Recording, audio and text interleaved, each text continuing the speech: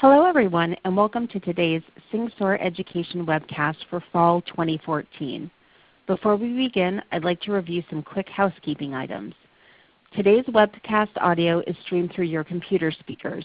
If you need technical assistance, please reach out to our operator using the chat window. The presentation is scheduled to last approximately 45 minutes, including 2 live demos, and will be followed by a live Q&A session. You can submit your questions at any time during the presentation, again using the chat window, and we will answer them all together at the end. Our presenters for today's event are Greg Grubbs, SingSoar's Cloud and Big Data Partner Product Manager, and Jorge Lopez, Director of Product Marketing. So without further ado, I will turn the event over to Jorge so we can get underway. Jorge? Thank you, Jennifer. So hello everyone, and thanks again for joining us today. Our agenda consists of 3 sections. Each of them highlights a key aspect of that journey from the point you take raw data, apply business transformations, and then turn it into visual, actionable insights. Now, one thing that I wanted to highlight is this is going to be a very interactive presentation. We will go back and forth between Greg and myself. And we wanted to do it this way because we know nowadays most companies are afraid to do live demos, but that's not us. That's why we thought we will include not 1 or 2, but actually 3 live demos. So you may want to stick around. This is going to be fun. So first, I wanted to make a quick recap of the various enhancements and capabilities that we've added during the past 4 to 6 months. As you can see, we've had a very busy summer at SingSoar. And unfortunately, we don't have time to talk about all of this in 45 minutes. But I wanted to invite you to subscribe to our blog, to stay in touch with us, where you can learn about recent and future announcements, like, for example, Silk, a tool for analyzing and uploading SQL scripts to Hadoop. You can also watch videos, demos, learn about use cases, and even hear from some of our guest and partner bloggers who talk about trending topics in the industry.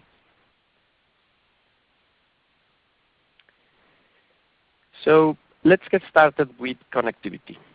In this area, we continue to strengthen our solutions with a full range of connectivity that goes from big iron mainframes to big data in Hadoop and highly scalable analytic appliances such as Vertica.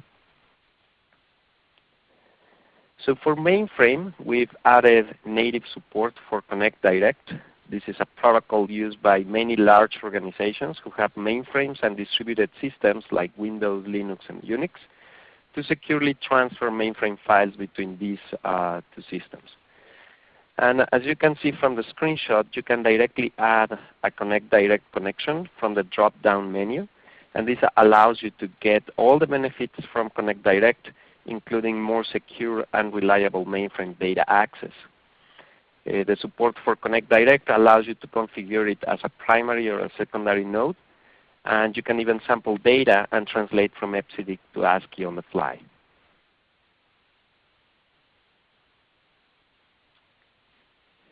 Now moving on to analytics. In this area, the first thing I wanted to highlight is our tighter integration with HP Vertica. This is a highly scalable analytics appliance that is used by many of our customers. Prior to the 7.13 release, customers could use DMX to load Vertica via ODBC insert. However, now with DMX 7.13 and above, it offers a complete seamless integration with Vertica. This is a significant improvement that results in faster and more efficient loads, and also takes away all the complexities and the tuning burden from the user.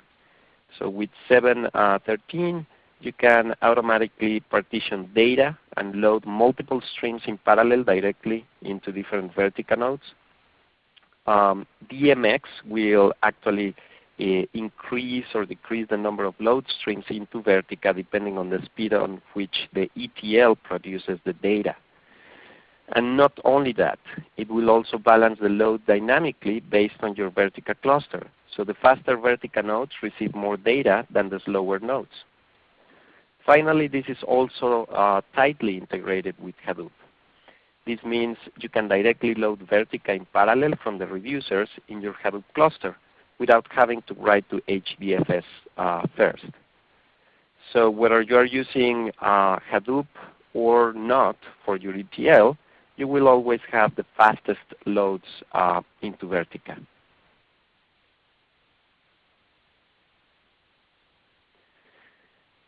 Now moving on to big data. As you know, earlier last year, we released DMX-h, the first and only ETL engine to run natively within Hadoop. As we continue to improve our offering, we are adding support for the Hadoop ecosystem. Within this ecosystem, Hive is one of the most popular database-like technologies implemented on top of Hadoop. Most of you may know that with DMX-h, today you can actually accelerate existing Hive QL jobs. This is thanks to our sort plugin. Now the latest version of DMX-h includes support for reading and writing data to Hive from the H node. This support comes tightly integrated with HCatalog, which allows you to automatically update the associated metadata. Just as you would expect from any SyncSort product, you will get superior performance by loading Hive with DMX-h. This is compared to just manual coding. And here's a simple example. We use a DMX-h to load files to Hive, and then compare that to the same using the Hive put command. We use different file sizes ranging from 1 to 4.5 terabytes, and as you can see, DMX-h delivered consistently faster throughput. Now the most interesting part is that the gap between the two increased significantly as we increased the file size. This shows much greater scalability for DMX-h. What happens is that DMX-h dynamically parallelizes the load to achieve maximum performance. Lastly, you may want to stay tuned on this because there's more news to come in the near future relating Hive and the Hadoop ecosystem.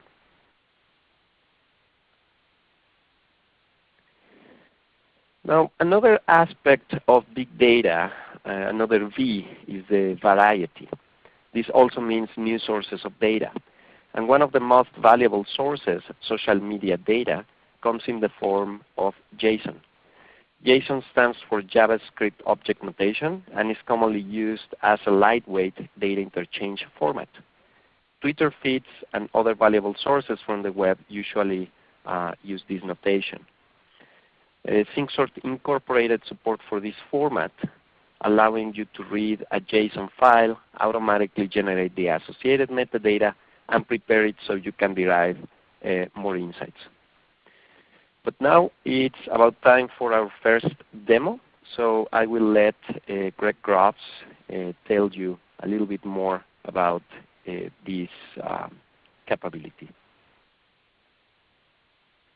So Greg? Thank you, Jorge. I'll start out with kind of social media data with JSON because it's interesting. It tends to be not the type of data that we take from our data warehouses that's very flat. It tends to be have much more structure to it and more sections and repeating groups and that kind of thing. So this is obviously a problem for relational model of processing and so forth. So I want to show how we take data that looks like this, and here we have data that came from a partner that pulls queries from Twitter, Facebook, and other types of sites, where we have a section that's demographics, including age range with an end and start, likes and interests that might be a long list of things, location, country, state, city, possibly. And all of these things are going to be brought up into our JSON reader. Let me show you how we do that. This is a job that actually has a MapReduce job followed by a load into something that we'll be talking about later. The simple job to take the JSON data, I have a simple copy task to start that simply has a wildcard for all the JSON files that I've got from this provider. And then the JSON reader itself is something that will read either a single file or, in this case, standard input from the previous task, and takes a DMX task with a record layout in it. And you specify what that task is and what the record layout is going to be called. And then, because unlike XML and unlike mainframe data, where we have a COBOL copybook for that, those also can be complicated structures, but there's a schema for them. JSON does not come with a schema. So what we do is we have a button that says Create Layout by scanning the input file, and that will read, let's say, the first 10,000 records and attempt to determine the structure and all of the fields, including fields that occur only in some records, and create a DMX schema or layout from that. And then when we look at that, what we have here is the task that it wrote the layout to, and the layout is called it's called JSON to CSV layout here, and you'll see it basically has the same structure as the JSON, where we have a demographic section like we saw in the JSON with accounts, age range, and so forth, and all of the types of fields. Now, if there are repeating groups, then these will simply repeat. And when I look at the data that is created, we've actually what we're doing here in this particular task, preparing it to load to analytics, is to choose just the fields from that layout that we are interested in preserving. And of course, you're in DMX at this point, so it's the same type of record layout that you would do with anything, and just choosing either the groups or the specific final fields that you want to have in your final layout. So we'll see this in a later section when we look at this data and look at the key things that we have, the geolocations, and some of the data that we'll show in analytics. And one thing more that I'll point out, with the JSON reader, when you actually have it scan the records to determine the schema, it will ask you if you want to take one of the fields and expand it vertically, so that for instance, for one record coming in, there may be more than one record going out. So it's a way to partially normalize some of that data and then allow you to use that for aggregations later and possibly joins. So that's it for this demo, and I'll hand it back to Jorge. Thank you, Greg. And by the way, just a quick reminder, if you have any questions, please feel free to submit all those questions through the Q&A chat, and we will try to address all of those at the end.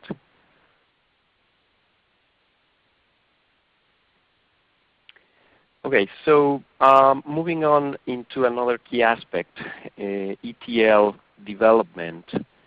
In this area, I am happy to introduce DTL. DTL stands for Data Transformation Language, and it's a language that allows you to develop dynamic transformations for data warehousing as well as Hadoop environments. So what exactly is DTL? So DTL is a script-like interface for DMX and DMX-h, and some customers might find it very similar to the existing SDK, except that DTL is far more powerful.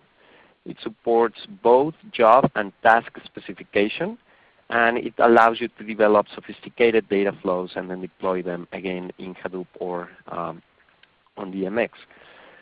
The syntax is similar to plain English, so it's very easy for anyone to write and read, but the idea is, of course, you can also generate it automatically, or machines can basically parse it. Now, SyncSort already has a very easy-to-use graphical development environment, so why DTL?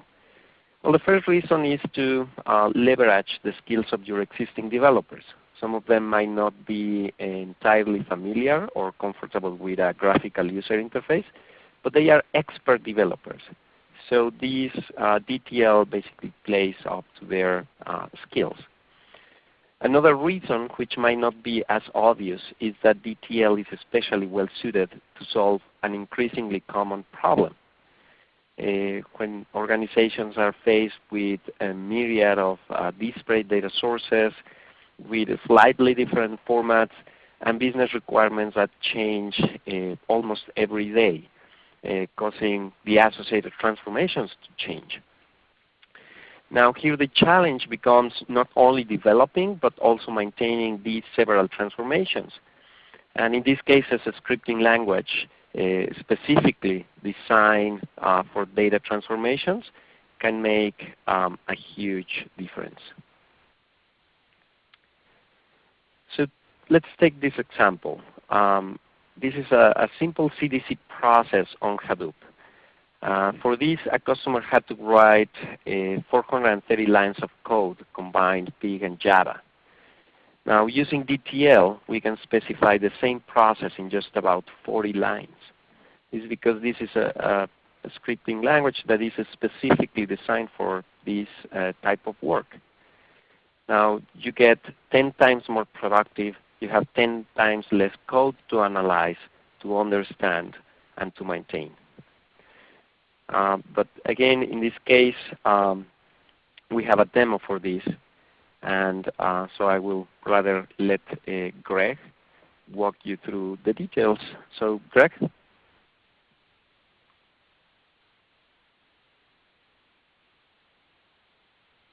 Thank you. Let me share my screen again here.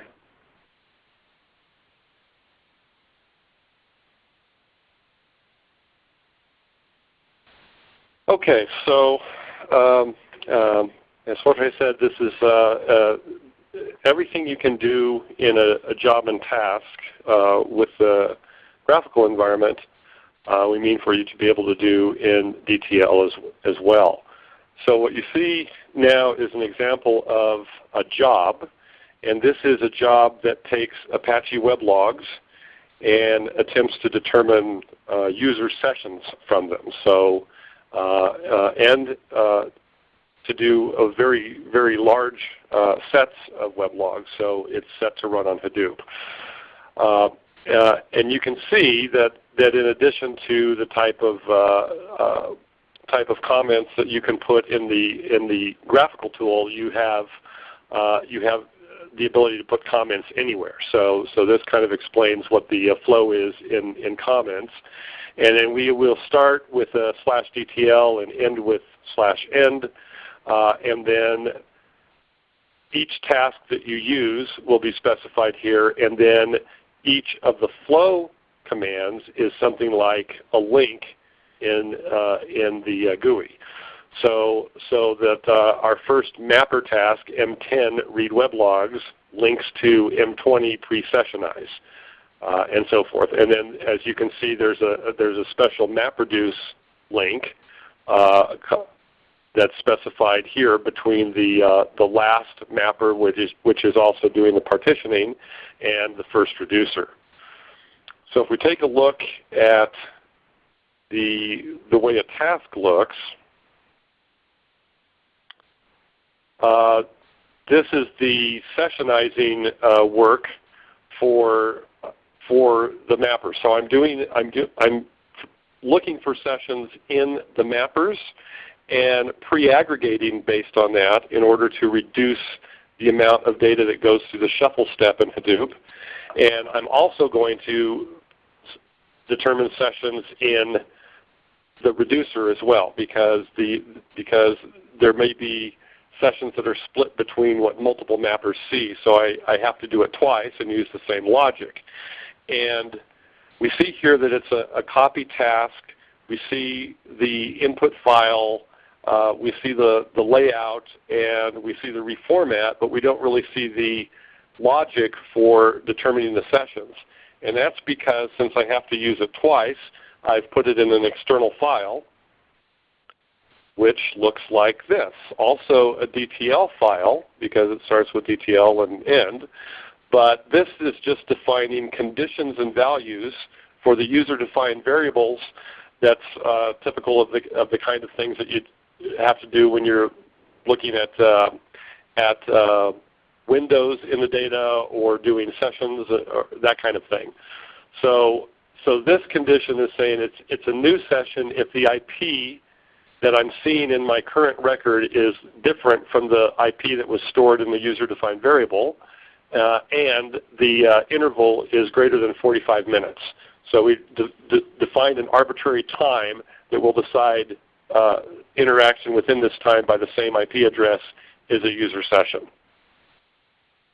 Now, one of the advantages you get with having the code environment, of course, is you get to use your preferred development environment, and that might be we've got syntax highlighting and some extensions for Notepad++ and for Vim and for Emacs, which happens to be what I'm using. So you have the advantage of having an instantaneous test and debug cycle. So you can take this code and just run it, and if there's a problem, jump right to the line that caused the problem.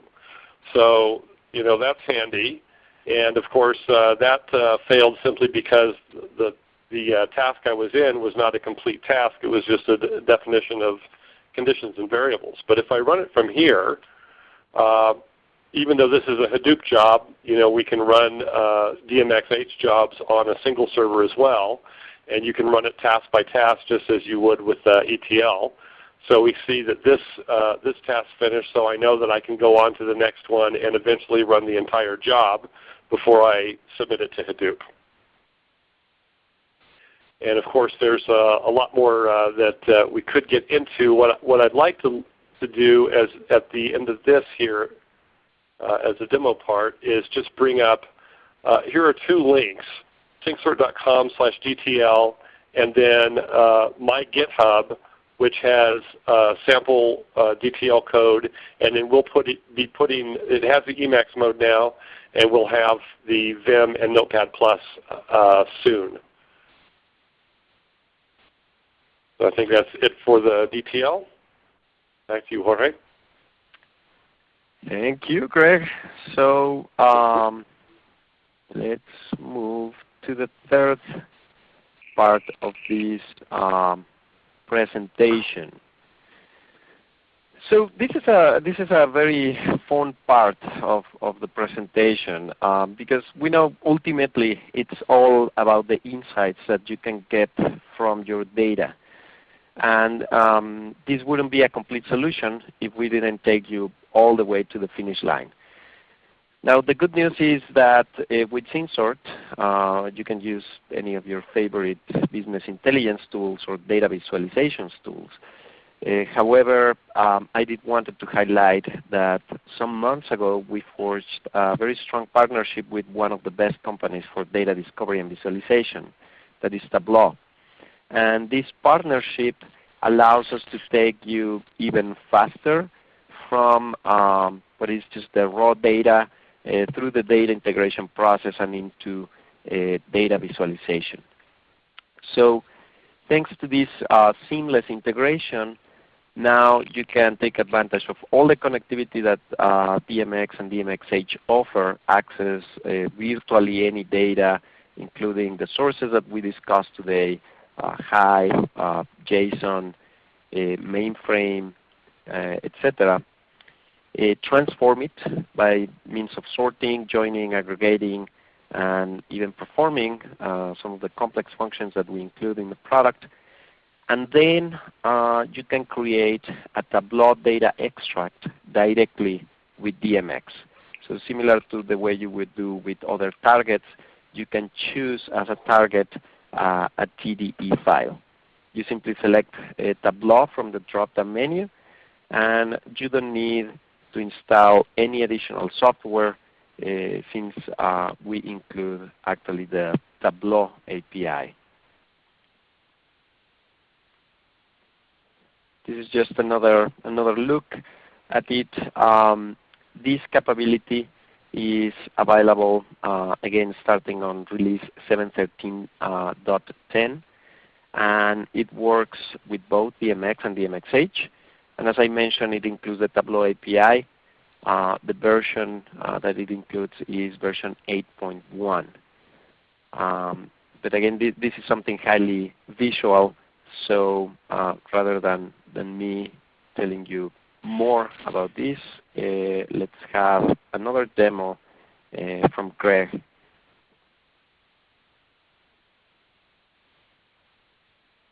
All right. Thank you, Jorge. So I'll start with the Twitter data that I had before. That this job actually started out as kicking off a MapReduce job, which processed the JSON data, and then I have a simple task that is going to do some aggregation on that data, and at the end, we'll load up a Tableau data extract. And just to show you what that looks like, the target is a file, and now when you bring up the target file dialog, you have the option of choosing Tableau data extract as a type. So from the perspective of DMX and DMX-h, it looks simply like a standard file, and you simply do exactly what you would do with any other type of file to specify what fields you want and in what order. And I had already done that, of course, so let's take a look at the result of the Twitter data in Tableau itself from that Tableau data extract that we created. So this particular data was just pulled from the US. So because I've chosen city as one of the elements that I want to display, I get a map of the US. And I also chose because we have a time element of when the tweet happened, that I have the ability to put that in and make it kind of an animated type of display. So we actually are using several elements from our data right here, and that is we're including sentiment. So a hollow circle will be basically kind of arbitrary sentiment, or and then the filled circles will be either negative sentiment or positive sentiment, depending on how they're filled out. And then we were also using the gender information to show where the tweets were primarily male or female. And the same type of thing was done with the web logs. This happened to be data from a music site for Americana music. So most of the web hits and web traffic are from the U.S., but there's a lot of fans in Europe as well. And we also have, in this case, 2 years of data. So we have animation through a month at a time that we can do to see how that data was, those hits were being tracked through time. And of course, we can hone in on any of those particular percentage points. But the point is that there's a huge advantage in being able to use DM Express to pre-aggregate the data and to possibly summarize it in the ways we want, but basically to keep the data points that we might be interested in analytics, but in a way that there's not too many records so that the analytics are still fast and very reactive when we choose to use some different types of grouping. Yeah, we can kind of zoom out and see the overall world participation in this particular website. I think we are ready for questions, actually. Yes. So thanks again, Greg. Just so yes, this concludes basically the presentation part of this webinar. I just wanted to do a quick recap and also a few reminders before we open for questions. So far we talked about a few things like secure mainframe access through Connect Direct. We also talk about the Vertica integration with parallel loads, tighter support for Hive and H catalog, as well as social sources such as JSON. And then we look at two major additions. The first one is DTL, SyncSource data transformation language, that allows you to programmatically and dynamically create data transformations. And also we look at the Tableau integration. Now I want to highlight again that this is just a sample of the features and projects that we are working on today and are already available in your software. However, during the past year we have moved into a much more agile development cycle. So we are constantly releasing new capabilities. And the way we announce this is through our social channels and digital media properties. So I would really encourage you to stay connected, to stay in touch through these channels. We have a blog, we have a Facebook page, you can follow us on Twitter, and we are constantly adding demos, videos, tutorials, and also discussions about, again, trending topics in the industry, use cases, etc. In addition, there are two resources that I wanted to highlight. One of them is the community. We have revamped the SyncSource community.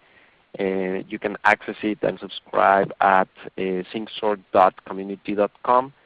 And also look at the free online training, and you can access and register through ilearn.syncsource.com. So with that, I think it's time for questions. There are some questions coming up. If you have any questions, please feel free to use the chat window to submit your questions. So the first question is, it's actually a couple of related questions. It says, this TDE data extract can be visualized from Tableau software alone? The answer is yes. So this TDE is a proprietary format from Tableau. And we have created this tight integration with them so that once you generate the file, you can open it automatically with Tableau. You can just double click on the file if you have Tableau on it, and it will open it with Tableau, and you can start playing with your data and building all these visualizations with Tableau. There's another question.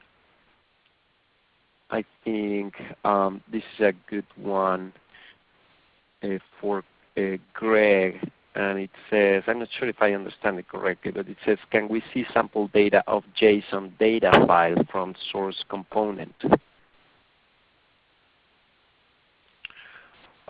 Sure. I could go ahead and share. Again, basically, it's. I don't think it will be surprising. It looks very much like the kind of data that you will have. Let's see, one moment here.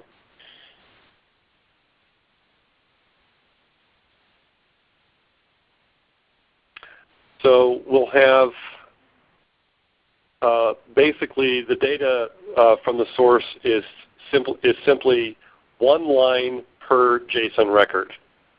So my initial task when I was looking for a wildcard to bring up all the JSON files specifies this file as, for instance, line speed delimited, and the record delimiter is null or something that I'm not going to find in an actual line of data, so that a single field defines the entire record, and it just passes it through. So that's kind of a simple way to deal with wildcarding and any kind of simple pre-filtering that you might want to do on that data. But this is pretty common, I think, where you'll have one line per record, where it will be an entire parsable JSON record. So I hope that answers your question. Thanks, Greg.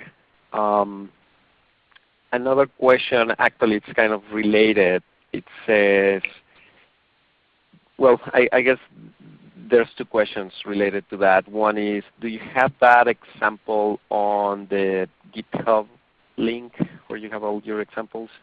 Do you have a similar example for JSON? I do not yet have that, but we'll put something up like that. And I know that this or something very similar to it will be added to the SyncSort use case accelerators, which you can find periodically on our site. Great, thank you.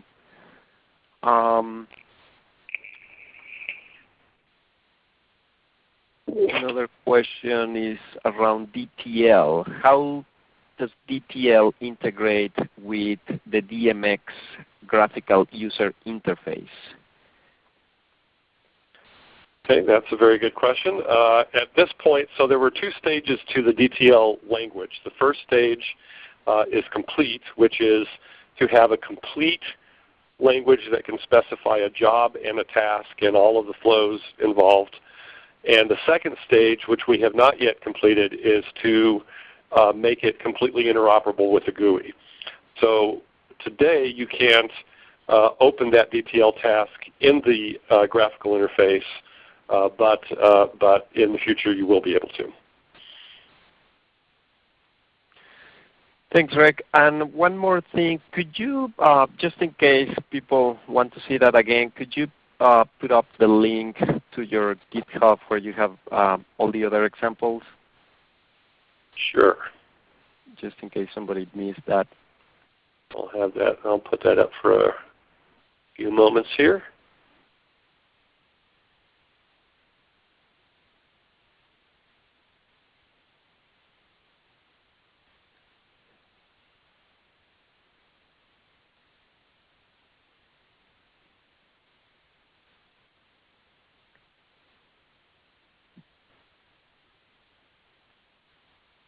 Oops, that's not good. Here we go.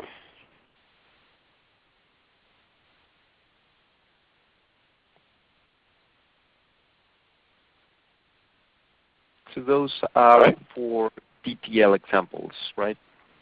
Yes. Yes, for DTL.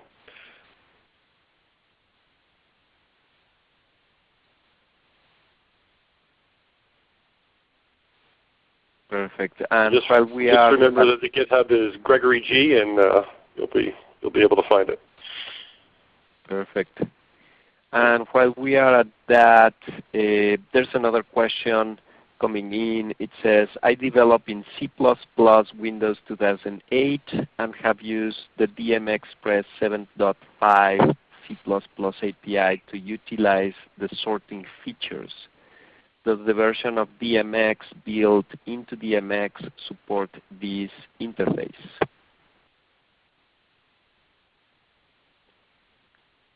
guess it's the latest version of DMX. What he means. I am not able to answer that, as possibly Sean can. So the C++ API that we already have is still present in the product. I'm not quite sure what you meant in the question where you said the version of DMX Express built into DMX. If you are asking about Hadoop, I don't believe the C++ API applies there. But the C++ API is still in the product and still works as it does today. So I hope that answers your question. Yeah, I think the answer is more along the lines, it's probably a typo there. Does the latest version of DMX support this interface? I guess that's probably it. So yeah, I think that answers the question. The API is still there. Mm-hmm. There's one more question, and it's probably around compatibility between the SDK, the DMX Express /display task, and DTL. Yeah. So the question is when you use /display task with the DMX Express command on the DMX Express task, is that now outputting DTL or just called DTL? Actually, that's not the case. The DTL is a superset of SDK. It looks very similar at the task level at least. But as you know, with DMX job, there is no /display task option because at this point it's still showing SDK, not DTL. Awesome. Thank you, Greg. So I think those are all the questions that we have for today. If you think of any other questions, please feel free to reach out.